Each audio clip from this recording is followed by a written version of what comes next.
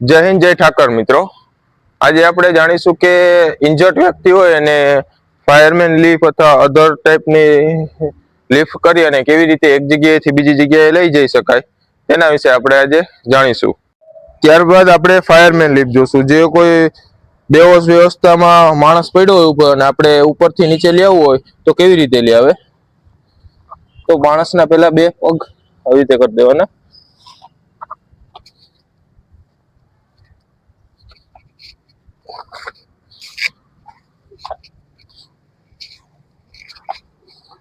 આવી રીતે માણસને ઉપાડી અને આપણો એક હાથ ફ્રી રહે, જેથી આપણે કોઈ પણ પકડી અને નીચે ઉતરવું હોય એક જગ્યાએથી બીજી જગ્યાએ તો આસાનીથી ફાયરમેન લીફ કરી અને માણસને ઉપરથી નીચે લઈ આવી શકીએ આપણે. હવે આપણે જોશું 2 hand ship ફાયરમેન લીફ, જેમાં વ્યક્તિને સીડીઓ દ્વારા નીચે ઉતારવાનો હોય ઉપર ઇન્જર્ડ વ્યક્તિ હોય તો આવી રીતે આમ બે હાથને પકડી આવી જવું.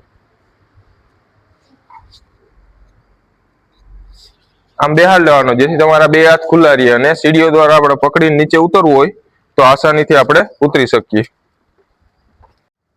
ત્યારબાદ આપણે જોવું 3 hand ship. 3 hand shipમાં આપણે કોઈ પણ વ્યક્તિ ઇન્જર્ડ છે અને એનો એક બાઈ બાજુનો પગ ઇન્જર્ડ છે, જે હાલી શકે એમ નથી અને એનો પગ આપણે સીધો રાખીને નીચે ઉતારવાનો છે તો 3 hand ship નો આપણે યુઝ કરશું.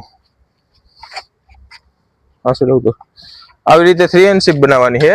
પછી જે લાગેલો પગ તૂટેલો વ્યક્તિને બેસાડી અને એના આ પગ એક હાથમાં આપણે આમ લઈ અને એક જગ્યાએથી બીજી જગ્યાએ, જેથી એના પગમાં કોઈ નુકસાની ના થાય. 4 hand ship જોશું આપણે. 4 hand ship નો કોઈ વ્યક્તિ ઇન્જર્ડ છે અને એનો વજન વધુ છે અને એને ઉપાડવાનો છે તો 4 hand ship નો આપણે યુઝ કરશું. આવી રીતે બે હાથ બનાવી દેવાના અને જે વ્યક્તિ છે એને બેસી જાય. વજનદાર વ્યક્તિને બેસાડી અને આપણે એક જગ્યાએથી બીજી જગ્યાએ લઈ જઈ શકીએ.